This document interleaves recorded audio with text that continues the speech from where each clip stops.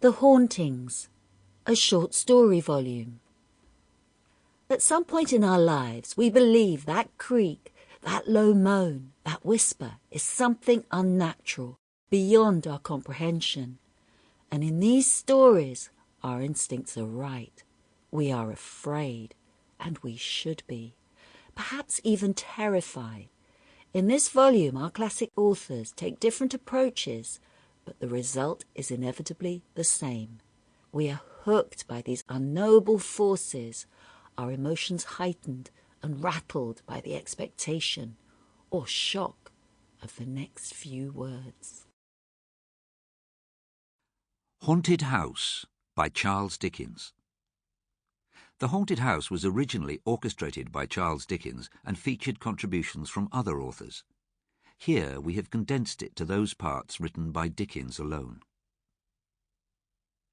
Chapter 1. The Mortals in the House.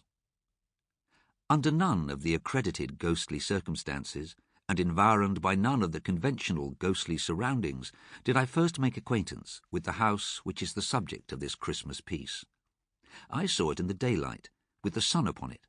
There was no wind, no rain, no lightning, no thunder, no awful or unwonted circumstance of any kind to heighten its effect. More than that, I had come to it direct from a railway station. It was no more than a mile distant from the railway station, and as I stood outside the house, looking back upon the way I had come, I could see the goods train running smoothly along the embankment in the valley. I will not say that everything was utterly commonplace, because I doubt if anything can be that except to utterly commonplace people, and there my vanity steps in.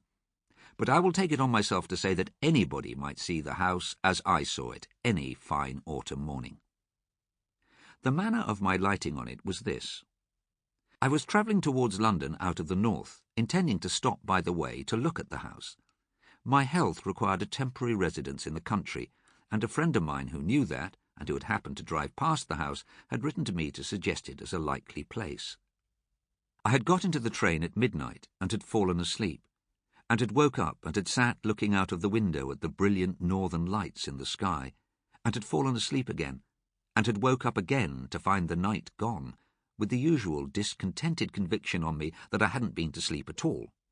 Upon which question, in the first imbecility of that condition, I am ashamed to believe that I would have done wager by battle with the man who sat opposite me.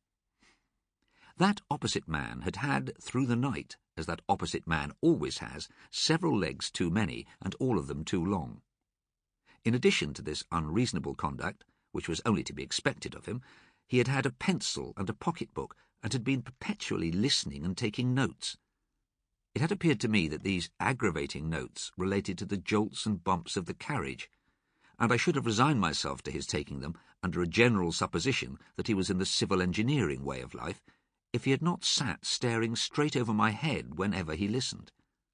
He was a goggle-eyed gentleman of a perplexed aspect, and his demeanour became unbearable.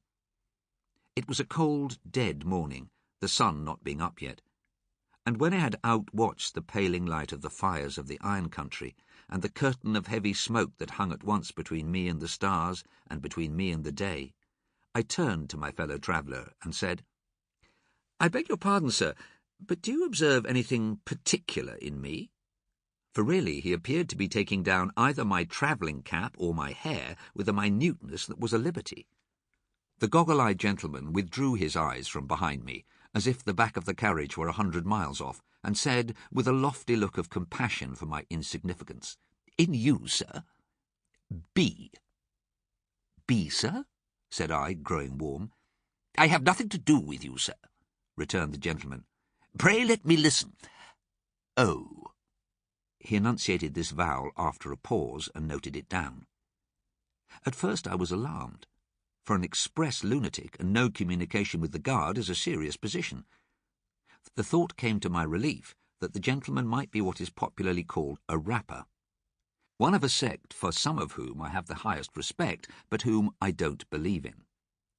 I was going to ask him the question when he took the bread out of my mouth. "You will excuse me," said the gentleman contemptuously, "if I am too much in advance of common humanity to trouble myself at all about it. I have passed the night, as indeed I pass the whole of my time now, in Sample complete. Ready to continue?